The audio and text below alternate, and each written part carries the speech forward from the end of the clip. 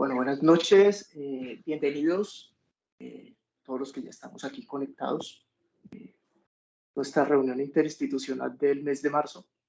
Vamos a estar hoy acompañados del doctor Omar Calixto, que es residente de reumatología de la Universidad Militar Nueva Granada, del Hospital Militar Central, y va a estar en compañía del director de programa, el doctor Juan Manuel Bello.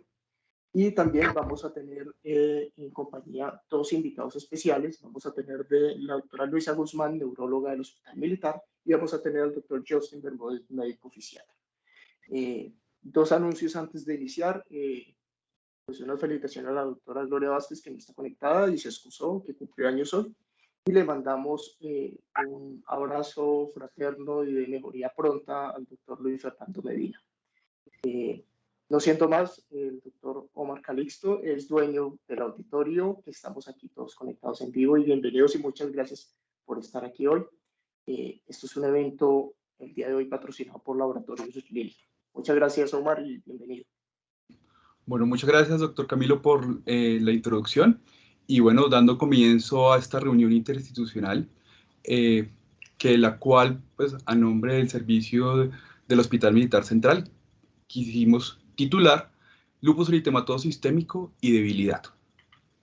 Entonces, este va a ser el contenido del día de hoy, el cual vamos a estar abordando la presentación del caso y pasar finalmente a todo el abordaje en relación al lupus eritematoso sistémico y su compromiso nervioso. Entonces, para dar inicio a la presentación del caso, se trata de un paciente masculino de 32 años de edad, que es natural y procedente de Ibagué, Tolima, cuyo estado civil es casado y su ocupación es cabo primero del ejército. Su motivo de consulta es debilidad. Dando inicio a esto, el paciente inicialmente debutó con un cuadro desde hace 4 meses de sensación de debilidad de pies con dificultad para subir las escaleras, asociado a la presencia de disestesias y sensación de calor en la planta de pies. Hace 3 meses, pérdida completa del movimiento del tobillo, asimismo como los movimientos de los dedos del pie, con una marcha con arrastre de los pies y requiere el uso de un aditamento como es el caso del bastón. Posteriormente, desde un mes previo a la consulta al hospital, presenta debilidad de rodillas y cadera, lo cual lo limita para levantarse de la silla y empieza a usar muletas.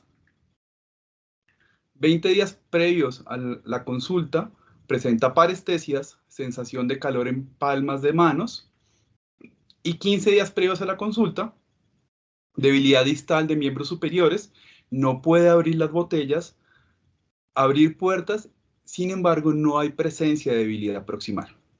En la revisión por sistemas, el paciente no manifiesta síntomas respiratorios.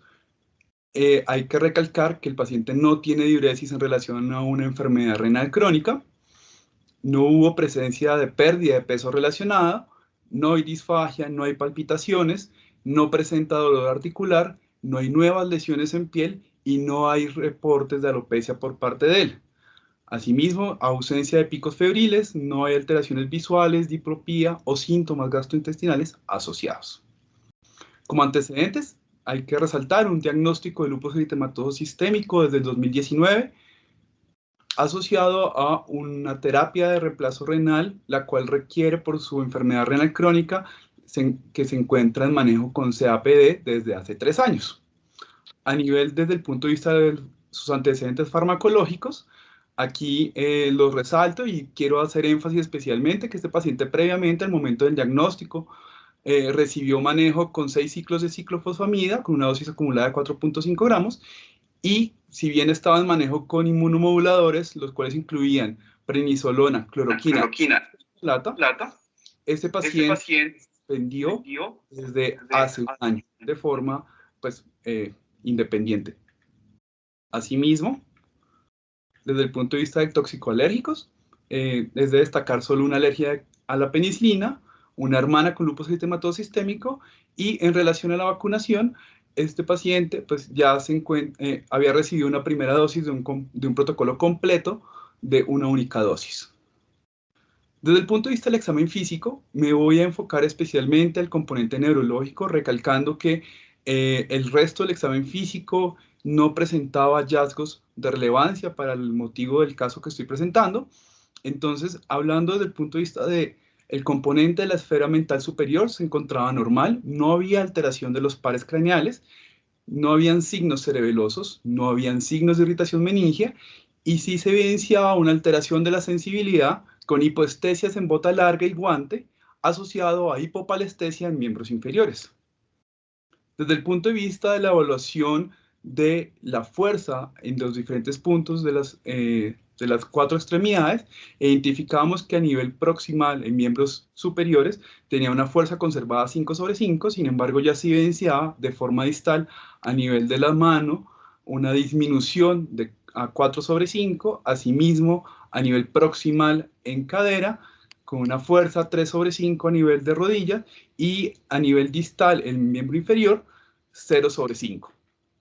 Asimismo, ese paciente presentaba un trofismo disminuido en miembros inferiores, se encontraba hipotónico de predominio en sus miembros inferiores con una respuesta plantar neutra bilateral y una marcha en estepaje. Considerando esto, se definió como un diagnóstico inicial una polineuropatía crónica sensitivo-motora. Esto dado a que presentábamos un síndrome de debilidad crónica progresivo y un ascendente con compromiso distal simétrico de las 4 extremidades, lo cual configura un síndrome motoneurona inferior, y un síndrome sensitivo distal con compromiso de todas las modalidades sensitivas. Desde el punto de vista paraclínicos, para el momento de la consulta, el paciente presenta pues, una alteración de la función renal en relación a su antecedente, electrolitos normales, una hemoglobina con glóbulos blancos y plaquetas normales, con unos niveles de una anemia relacionada con la enfermedad renal crónica en manejo con eritropoyetina, prediabetes, niveles de ácido fólico y vitamina B12 en rango de normalidad, una PCR y una BCG normales, y unos anti-DNA negativos con unos niveles de complemento en rango de normalidad. Este paciente es llevado a una punción lumbar en donde se destaca especialmente la presencia de un incremento de las proteínas a nivel del líquido con ausencia de leucos o hematíes. Posteriormente se hace estudios electrofisiológicos en el cual, pues, de primera instancia, a nivel de la neuroconducción motora, evidenciamos que a nivel del nervio mediano izquierdo y derecho, las latencias se encontraban prolongadas, especialmente a nivel de la muñeca, y los demás nervios evaluados no tuvieron registro de actividad motora. Especialmente aquí hay que hacer relevancia que esto nos habla de un bloqueo probablemente de la conducción de la transmisión a nivel motor. Asimismo, en la neuroconducción sensitiva se evidenciaba latencias prolongadas para los nervios mediano y ulnar de forma bilateral, con velocidades disminuidas, con un nervio radial sin alteraciones, y de forma importante a nivel de los nervios peroneo superficial y sural bilateral, había ausencia de respuesta. Se hizo una evaluación con estimulación para el registro de ondas F, sin embargo no se obtuvo respuesta, y a nivel de la electromiografía evidenciamos un incremento de la actividad de inserción con fibrilaciones y agudos positivos.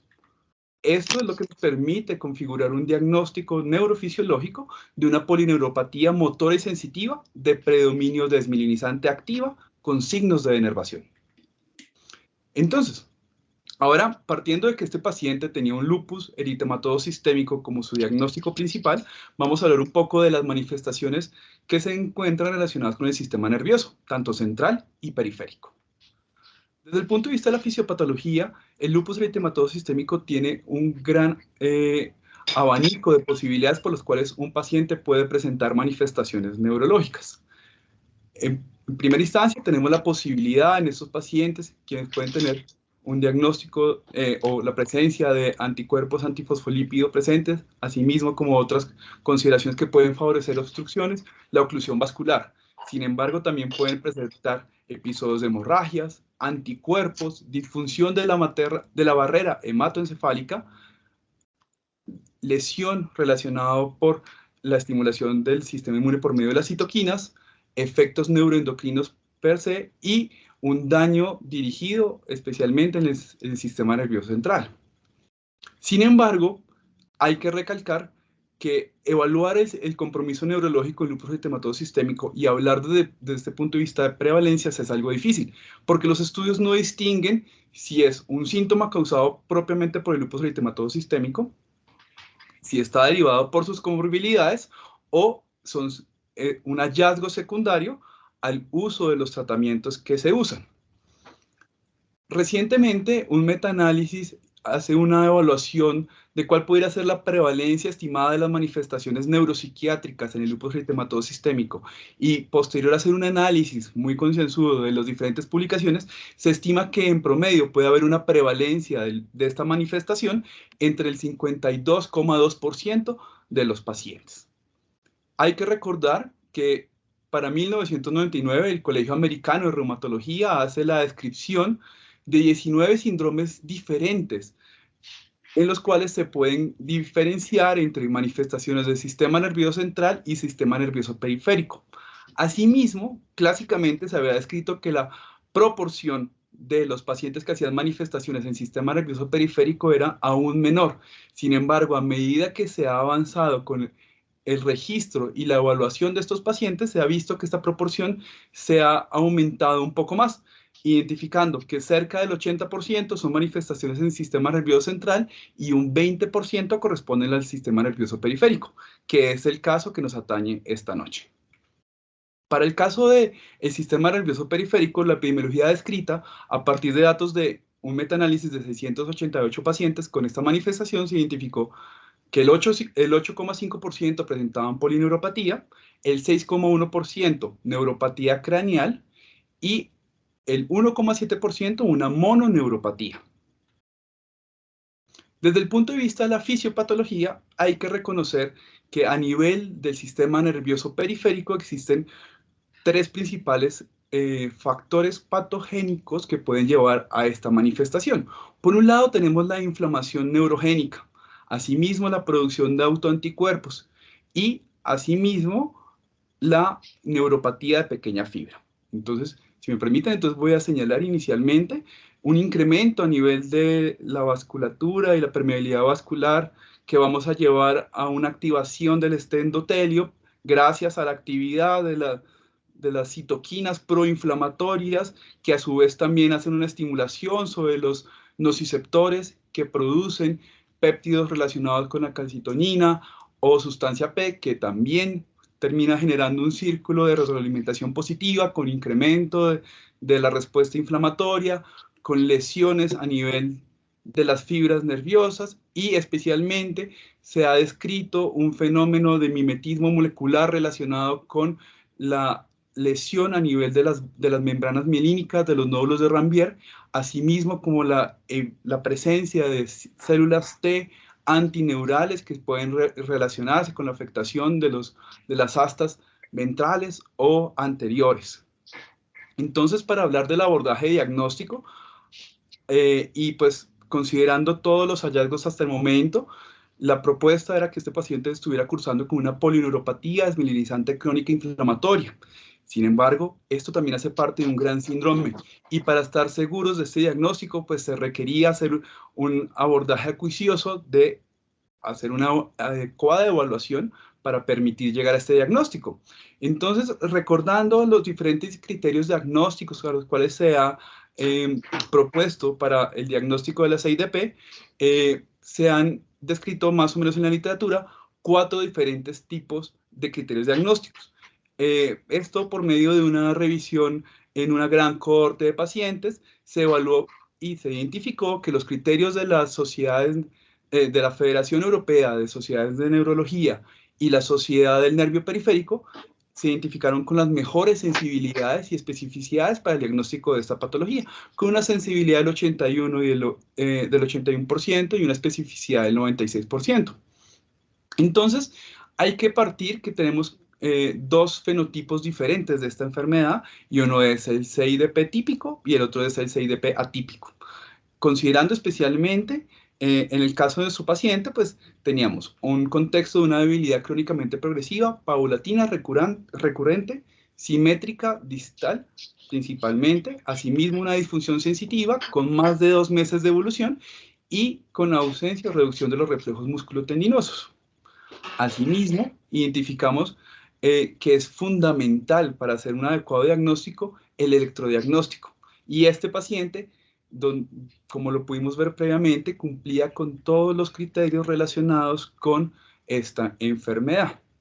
Asimismo, se han descrito unos criterios de apoyo dentro de este algoritmo y especialmente tenemos la disociación albúmino-citológica, la normalidad en la electrofisiología sensitiva y pues ya lo hablaremos un poco más adelante respecto a la mejoría clínica con el tratamiento inmunomodulador. Hay que recordar que la disociación albúmino-citológica se puede presentar hasta en el 90% de las formas típicas y eso es una característica distintiva de esta manifestación. Sin embargo, hay que reconocer que las variantes atípicas también pueden hacer una elevación de la concentración de proteínas, pero menos pronunciada, y asimismo los recuentos leucocitarios levemente elevados se pueden evidenciar solo hasta en el 11% y no excluye el diagnóstico. Asimismo, hay que hacer un abordaje de excluir otras causas más prevalentes que pudieran determinar cuál es este diagnóstico, dentro de las cuales tenemos causas infecciosas, causas genéticas, y una de las que especialmente queremos hacer énfasis es en el caso de la gamapatía monoclonal. Por esta razón, a este paciente se le realiza una electroforesis de proteínas, en donde evidenciamos una ausencia de banda monoclonal en zona beta y gamma en el corrido electroforético. Sin embargo, yendo un poco más allá, decidimos hacer una medición de las cadenas ligeras kappa y lambda, asimismo como la evaluación de la beta-2 microglobulina. Y si bien los niveles de inmunoglobulinas estaban en rango normal, sí evidenciamos que tanto las cadenas como la beta-2 se encontraba elevada. Por esta razón, decidimos hacer una inmunofijación en suero, en la cual debemos destacar la presencia de bandas anchas difusas de aspecto policlonal que refleja el incremento de las cadenas ligeras en la turbidimetría, sin embargo, no relacionada pues, a un diagnóstico de una gamapatía monoclonal. Y quiero traer a colación esta información porque es algo bastante interesante y es que pues, también se ha identificado en diversos estudios que tanto las concentraciones de las cadenas libres como la concentración de la beta-2 microglobulina se encuentran mayormente se encuentran más elevadas en pacientes con diagnóstico de lupus eritematoso sistémico y en algunos casos también puede estar relacionados con actividad de la enfermedad. Sin embargo, pues también, si bien no están incluidos dentro del abordaje diagnóstico, se ha avanzado en la posibilidad de identificar autoanticuerpos que puedan dar luz sobre esta patología. Y se ha descrito que existen autoanticuerpos dirigidos contra algunas proteínas de nódulos de Ranvier y las regiones paranodales que pudieran tener una importante función tanto diagnóstica como pronóstico.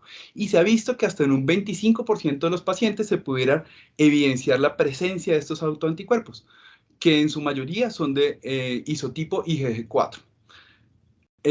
Hay que tener en cuenta que principalmente estos anticuerpos están dirigidos contra proteínas nodales y paranodales. Las que más se han descrito son los anticuerpos antineurofacina, anticontactina y antiproteína asociada a la contactina, los cuales hacen parte del grupo de proteínas de adhesión celular que se encuentran en esta localización anatómica.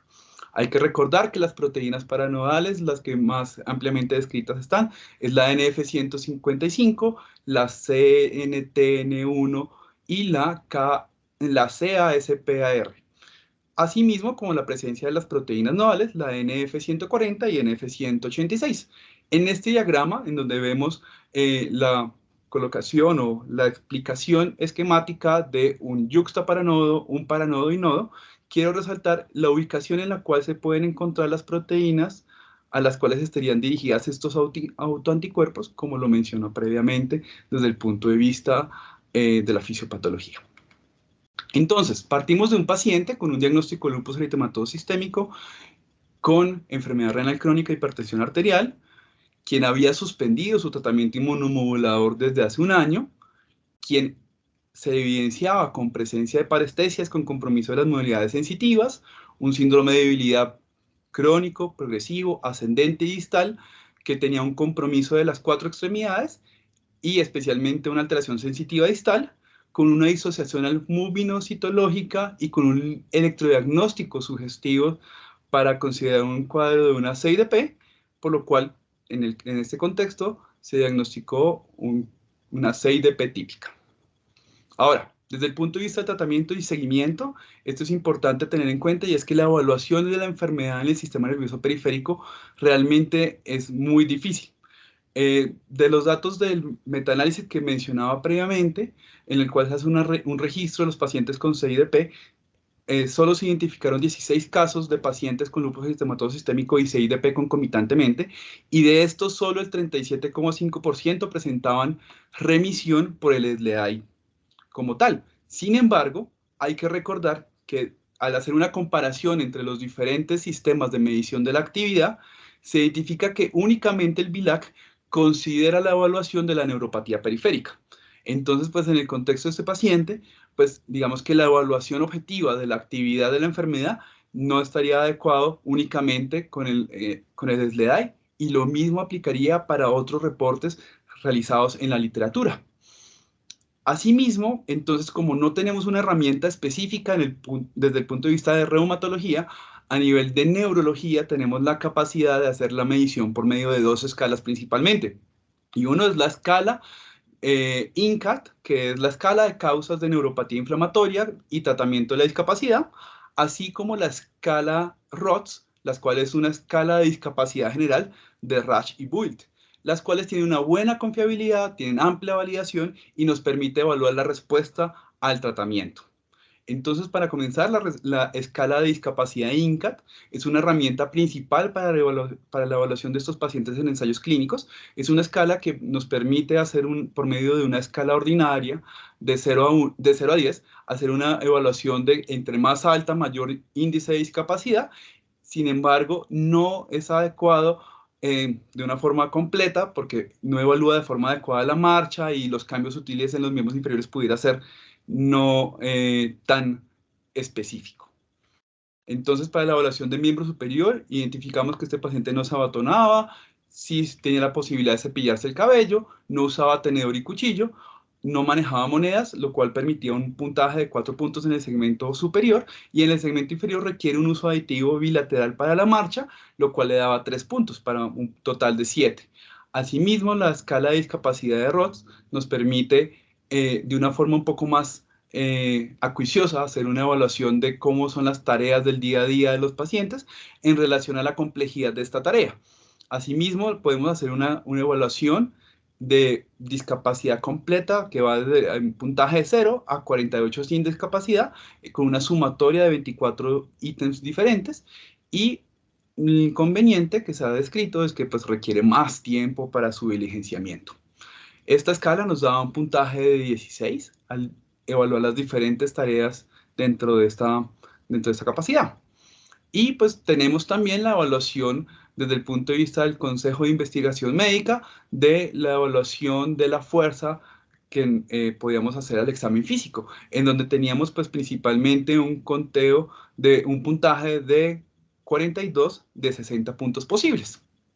Entonces, desde el punto de vista del abordaje de tratamiento del lupus eritematoso sistémico y CIDP, lo primero que debemos evaluar es si el lupus eritematoso sistémico presentaba algún grado de actividad al momento del diagnóstico. En el caso de nuestro paciente, pues digamos que no había una evidencia clínica de actividad de la enfermedad, asimismo como paraclínica. Entonces, la recomendación es pasar al algoritmo o el protocolo de tratamiento estándar de una CIDP, en donde principalmente se debe evaluar la severidad del compromiso. Y en este caso, pues teníamos un compromiso moderado a severo, con un compromiso tanto motor y sensitivo, por lo cual, pues el manejo inicial se considera el manejo con corticosteroides e inmunoglobulinas. Este paciente recibió un manejo de corticoide sistémico de forma oral a dosis de 1 miligramo por kilo por 4 semanas, y posteriormente se decidió el inicio de inmunoglobulina a una dosis de 2 gramos por kilo por 5 días. Para el seguimiento de la enfermedad, vimos que este paciente tenía mejoría de la fuerza de los miembros inferiores, no requería apoyo para levantarse de la silla, seguía usando muletas, pero ya podría levantar mejor los pies, había una mejoría en el agarre de los objetos grandes y logra empujarlos, así como la persistencia de las disestesias en plantas. Sin embargo, digamos que también, como lo mencionaba, tanto el INCAT como el ROTS y el puntaje de la evaluación de la fuerza nos permiten evaluar de forma objetiva la respuesta clínica al tratamiento, y para evaluar y considerar una respuesta de un cambio significativo debemos tener una mejoría de más de un punto en la respuesta INCAT, el cual no se cumplió. A nivel del IROTS, una mejoría de 4 o más puntos, lo cual tampoco se evidenció, o una mejoría de 2 a 4 puntos en el MRC, los cuales no se cumplieron. Por esta razón, haciendo una revisión desde el punto de vista de lo que está escrito en la literatura de los pacientes con tratamiento con lupus eritematoso sistémico y CIDP, en donde identificamos que las principales opciones o el esquema de tratamiento más ampliamente usado son los corticosteroides y las inmunoglobulinas, seguidos por la plasmaféresis y la ciclofosfamida, incluyendo otras alternativas como la cetioprina, la ciclosporina y el rituximab. Se llevó este paciente a una junta conjunta con el Servicio de Neurología y Reumatología, donde se consideró el inicio de ciclofosfamida a dosis de 1 gramo por metro de superficie corporal. Este tratamiento ya se inició a comienzos de este mes. Estamos en espera de continuar la vigilancia de este paciente, que vuelva a continuar, y pues digamos que la intención es llevarle un esquema de 6 dosis para evaluar la respuesta al tratamiento y eventualmente definir si es suficiente o requiere avanzar en las opciones alternativas para su manejo. Entonces, recordando, las recomendaciones desde el punto de vista del manejo del lupus neuropsiquiátrico siempre requiere hacer una evaluación de si tenemos un paciente con manifestaciones leves o graves, como en el caso de nuestro paciente, pues digamos que la opción podría ser el manejo con corticosteroides, en las cuales vamos a evaluar si hay una respuesta completa, incompleta y una respuesta con o no deterioro, o deterioro concomitante. Y pues el caso de su paciente, teníamos un paciente con una respuesta incompleta, por lo cual pues consideramos que la opción más adecuada era la ciclofosfamida, y pues ahora nos resta evaluar si esa respuesta que se alcanza es completa y optaremos por un manejo de mantenimiento, o considerando si habría una respuesta incompleta o no respuesta al manejo farmacológico, considerar alternativas como es el caso de rituximab. Digamos que el respaldo del uso de la ciclofosfamida en manifestaciones neuropsiquiátricas se ha evaluado por medio de algunos pocos estudios clínicos, y aquí resalto los resultados de la revisión que se publica en Cochrane ya hace varios años, en las cuales se hace un análisis de la comparación entre metilprednisolona y ciclofosfamida, en donde se destaca que había una mejoría en la respuesta, al menos a nivel del 20% en comparación de los pacientes que habían recibido ciclofosfamida versus metilprednisolona, y se identificó un número de pacientes necesarios a tratar de 3, lo cual pues nos da un margen bastante importante para considerar esta opción terapéutica.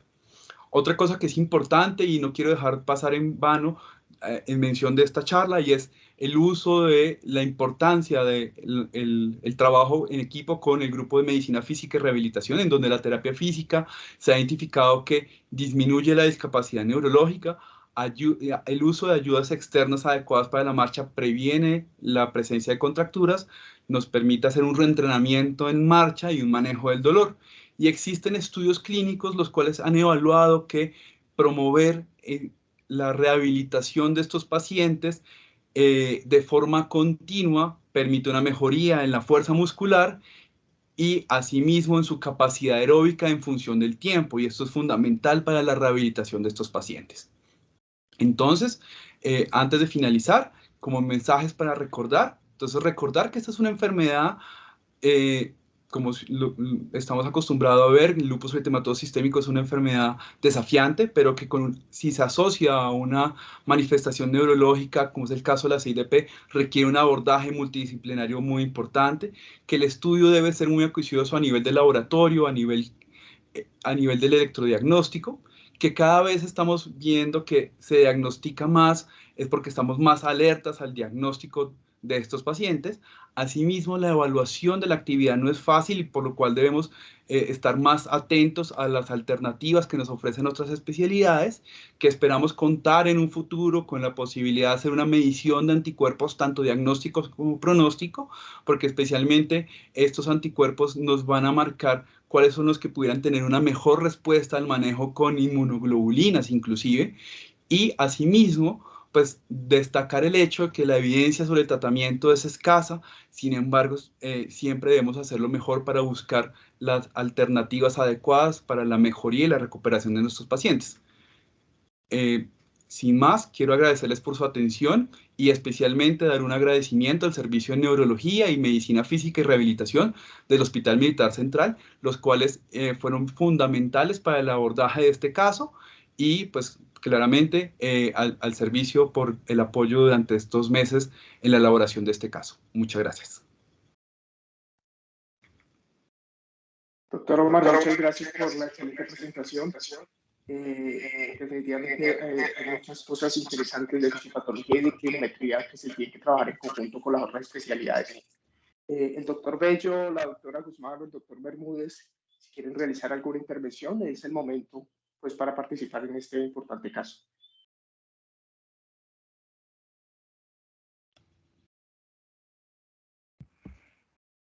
Pues en mi caso particular cedo la palabra a los invitados del Servicio de Neurología y Fisiatría y al final pues yo redondeo. Gracias, Camila. Y el doctor Bermúdez, a ver si se habrá desconectado. Sí, parece que tienen dificultades técnicas. Creo que nos va a tocar a nosotros, profe.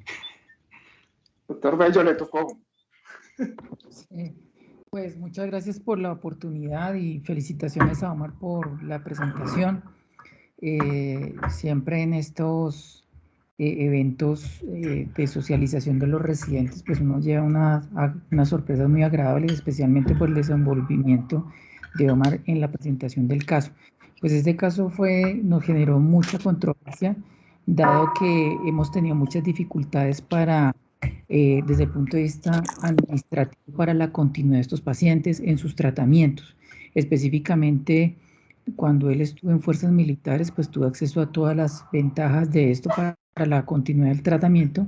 Sin embargo, cuando él regresó a su sitio de origen, que es en Ibagué, se presentaron los inconvenientes típicos, no solo por el lupus, sino por las complicaciones del mismo, específicamente por la diálisis o la insuficiencia renal crónica que requería diálisis.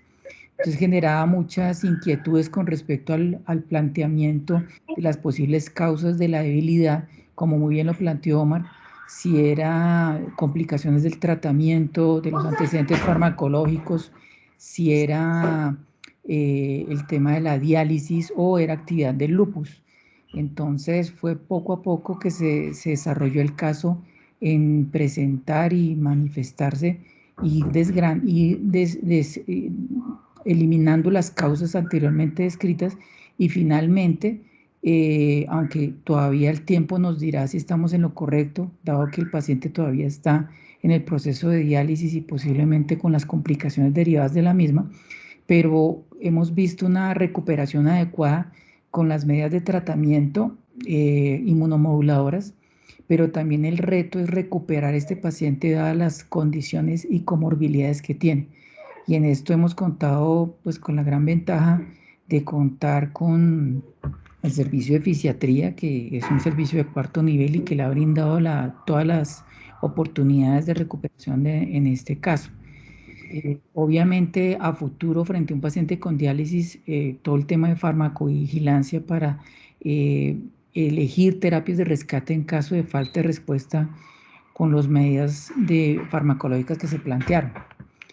Entonces esto, y pues no sé si el auditorio tiene algún comentario, alguna pregunta o alguna discusión con respecto a la presentación del mismo y a las medidas terapéuticas que se plantearon, que a veces no son las ideales, dado que para este tipo de patologías solo contamos con reportes de caso o en el mejor de los casos, series de casos para poder orientar las alternativas terapéuticas, dado que las terapias que están últimamente que salen al mercado trabajan es con pacientes que excluyen patologías y comorbilidades como insuficiencia renal crónica o muchas otras comorbilidades, y en el cual es un reto aplicar estas terapias para los pacientes de vida real. Entonces, fue un reto poder enfrentar este caso. Doctor Juan Manuel, muchas gracias por la intervención. El doctor Carlos Jaime Velázquez y luego el doctor Igor Rueda tienen la palabra. Muy buenas noches, ¿me escuchan? Sí, señor. Sí, perfecto. Quería felicitar al doctor Calixta por una impecable presentación. De pronto tenía una duda porque en el manejo interdisciplinario con neurología, en otros casos de CIDP no asociados a autoinmunidad, ellos utilizan primero la plasmaféresis. De pronto no sé si Omar encontró que antes de ciclofosfamida se pudiera utilizar plasmaféresis o había más evidencia con ciclofosfamida. Gracias. Claro que sí, doctor. Pues bueno, muchas gracias nuevamente por sus felicitaciones. Y realmente, sí, existe a la luz de estas manifestaciones, especialmente con el compromiso neurológico, la consideración de usar en primera medida plasmaféresis y eventualmente el uso de las inmunoglobulinas. Desde el punto de vista del abordaje diagnóstico que tuvo al interior del grupo en el hospital, se decidió pues dado que había una mayor experiencia a nivel institucional del uso de la inmunoglobulina, optar por esta primera opción. Y como lo mencionaba en los datos que tenemos registro de compromiso de lupus eritematoso sistémico asociados a IDP, las opciones más ampliamente utilizadas y con evidencia de mejor respuesta, especialmente en este caso concomitante, era corticosteroides y posteriormente inmunoglobulinas. La plasmaféresis se dejaba como una opción con menor frecuencia, en la cual solo se encontró en el registro de los pacientes su uso en el 37,5%, ¿sí? Y considerando que este paciente aún no tenía, pues digamos, ninguna contraindicación desde el punto de vista de dosis acumulada de ciclofosfamida, se decidió optar primero por este manejo y pues dado que todavía el paciente tenía un uso o una exposición reciente a las inmunoglobulinas, por no pues, causar que este efecto se perdiera asociado a la plasmaféresis. Muchas gracias. Perfecto, muy claro, muy amable. Nosotros también Voy a leer. Nosotros Sí. también lo interpretamos, disculpa Camilo, por que es un paciente que está en insuficiencia renal crónica, que a pesar de que está en diálisis peritoneal, eventualmente requiere soporte de hemodiálisis. Aunque hoy en día las pruebas de detección de hepatitis C son muy seguras, por el volumen de aplicaciones de hemoderivados, uno se somete al riesgo de transfusión de infecciones por hemoderivados. Entonces, eso en conjunto con el servicio de neurología y nefrología, decidimos que una opción, a pesar de que la plasmaféresis tiene unos claros beneficios, como dice el doctor Velázquez, pues por términos de seguridad, por el ser un paciente de insuficiencia renal crónica, nos inclinamos como grupo para el uso de la inmunoglobulina y más las razones que claramente expuso Omar. Gracias. Ok, muchas gracias, doctor. Voy a leer aquí. Gracias. Escribe el doctor Carlos Horacio Muñoz, escribe en el chat. Buenas noches, lo felicito por la presentación y por el rigor científico. En el estudio de este paciente, a la luz de este caso y algunos otros, me surge la duda si en los pacientes con lupus y CIDP valdrá la pena iniciar, además del esteroide y la inmunoglobulina, otro inmunosupresor como primera línea, si no hay actividad en otros órganos. Entonces, bueno, doctor Muñoz, muchas gracias por el comentario, por las felicitaciones. Y sí, o sea, digamos que en este contexto, pues, digamos que la recomendación es hacer una evaluación secuencial de cuáles puedan ser las opciones de manejo farmacológico en este paciente. Y como lo evidenciamos de forma temprana, no se cumplieron los criterios de respuesta al tratamiento por las diferentes escalas de evaluación, y por esa razón este paciente entró en un esquema de manejo con ciclofosfamida. Ya una vez completemos el esquema de manejo, lo que estaremos es evaluando cuál puede ser la opción de manejo de mantenimiento de forma posterior. Este paciente ya se encontraba con un inmunomodulador previo, que era el micofenolato, pero como lo mencionaba el doctor Bello, en relación a la parte de las dificultades con el acceso al sistema de salud a nivel de la ciudad de Ibagué, así como su pérdida de afiliación con las fuerzas militares, llevó a que el paciente tomara la decisión de dejar de tomar el micofenolato junto a los demás inmunomoduladores, porque este paciente también estaba en ese momento recibiendo un antimalárico. Pero sí, claro que sí, y pues la idea es evaluar dentro de las posibilidades, eventualmente definir una terapia de mantenimiento una vez el paciente complete su ciclofosfamida.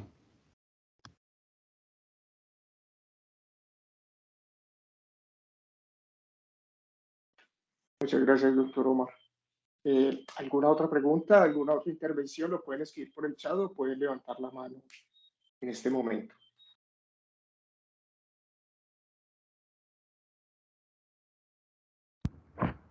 Pues yo creo que sobre el punto anterior es la eterna discusión que nos planteamos con los pacientes de lupus, es hasta cuánta inmunosupresión en la medida de que queremos controlar una actividad fuerte.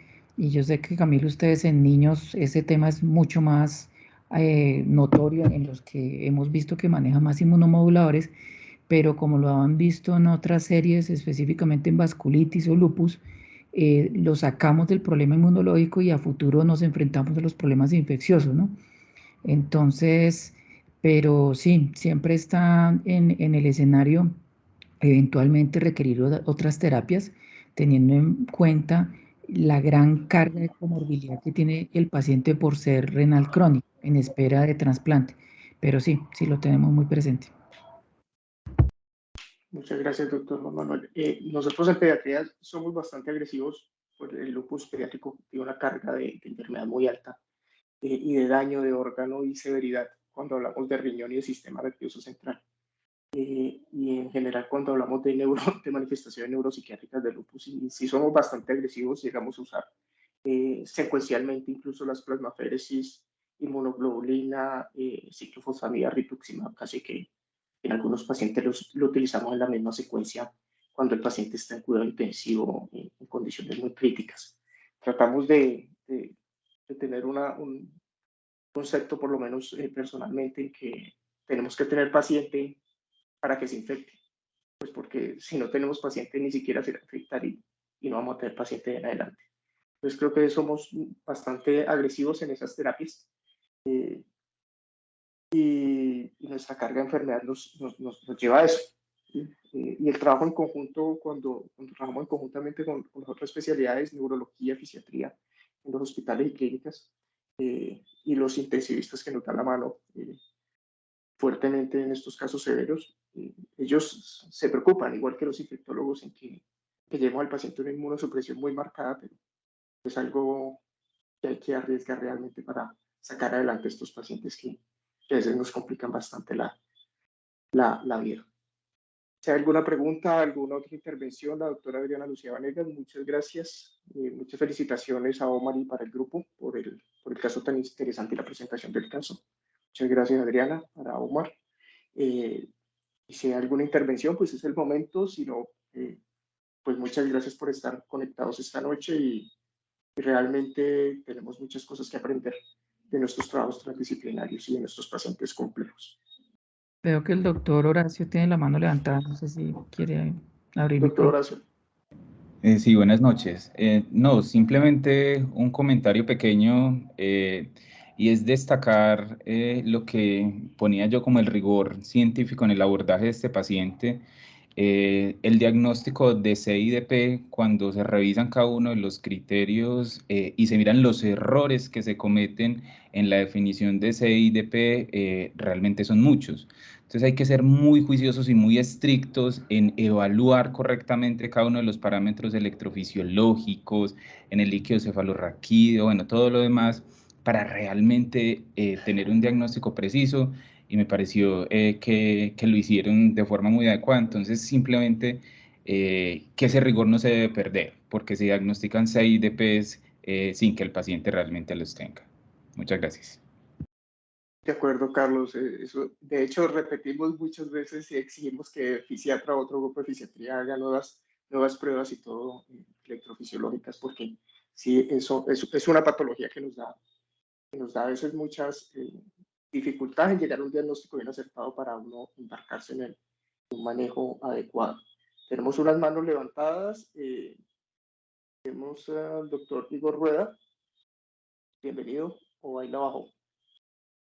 No, muy buenas Carlos noches. Horacio, hola, buenas noches. Quería felicitar al doctor Calixto por su presentación. Creo que ha sido muy clara y muy pragmática para nosotros, en especial aquellos que estamos empezando a manejar pacientes con lupus, una enfermedad muy compleja y con una gama muy amplia de manifestaciones. Y como bien lo decía Omar, pues las manifestaciones en sistema nervioso periférico, aunque un 20% puede no ser despreciable, pues la CIDP no es la manifestación periférica más frecuente. Y creo que impacta en gran medida en el pronóstico el reconocimiento temprano de esta enfermedad. Y más cuando hay compromiso ya a nivel axonal, pues también la terapéutica debe ser un poco más agresiva, y ahí estaría la consideración del uso de la ciclofosfamida como terapéutica adicional a lo que ya Omar nos mostraba el tema del corticoide. Entonces, pues muchísimas gracias, Omar, por su excelente presentación. Creo que el lupus nunca dejará de enseñarnos muchas cosas, de recordarnos otras y de demostrar que es una enfermedad que debemos impactar de manera temprana para mejorar la calidad de vida y el pronóstico de nuestros pacientes, muchas veces con terapias inmunosupresoras mucho más fuertes. Doctor Rueda, muchas gracias. Felicitaciones, veo muchas felicitaciones en el chat para Igor y para el grupo por la excelente presentación. Vamos a revisar si alguien más tiene levantado la mano o si hay alguna otra pregunta.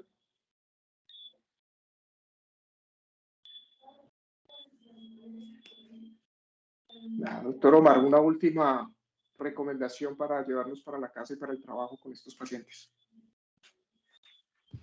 Bueno, muchas gracias. Nuevamente, pues recordar que esto es súper, en el momento más clave del diagnóstico de sus pacientes es evaluar de forma acuiciosa la actividad de la enfermedad, porque esto realmente va a ser un factor decisor al momento de tomar la decisión de cuál va a ser la opción de manejo que vamos a tomar de forma inicial.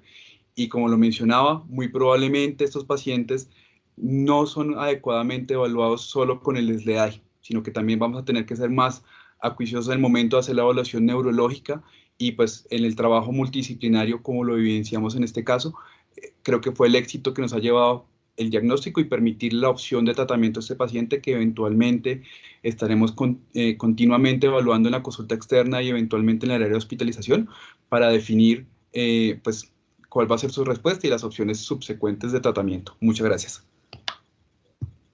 Muchas gracias, Omar. Doctor Juan Manuel, una última sugerencia o guía para la casa y para el trabajo. Sí, siempre tener la mente abierta en cuanto a en qué momento es la complicación de la comorbilidad o actividad del lupus. Yo creo que siempre ahí es donde está el arte. Nos fijamos en los datos científicos, en las estadísticas, pero esto no deja de ser un arte porque está en la perspicacia del clínico, en detectar adecuadamente las cosas, tratar a tiempo, y que yo creo que las decisiones frente al paciente y a ese agudo sentido clínico son las que de pronto pueden tener mejores resultados, y siempre balancear entre la inmunosupresión y la infección, que son el yin y el yang, que siempre vamos a tener enfrentados en estos pacientes. Y felicitaciones a Omar, excelente presentación, y gracias a todos los que se conectaron y aportaron. Y ese por bien halagado que el doctor Horacio le dijo que fue impecable la detección, porque lo conozco y muchas gracias. Muchas gracias a todos de nuevo y espero que tengan una muy buena noche. Muchas gracias a todos. Que pasen buena noche y nos veremos en un mes con una nueva reunión interinstitucional. Que pasen buena noche. Para todos, que estén bien. Hasta luego. Hasta luego. Muchas gracias, doctor Juan Manuel, doctor Omar. Muchas gracias.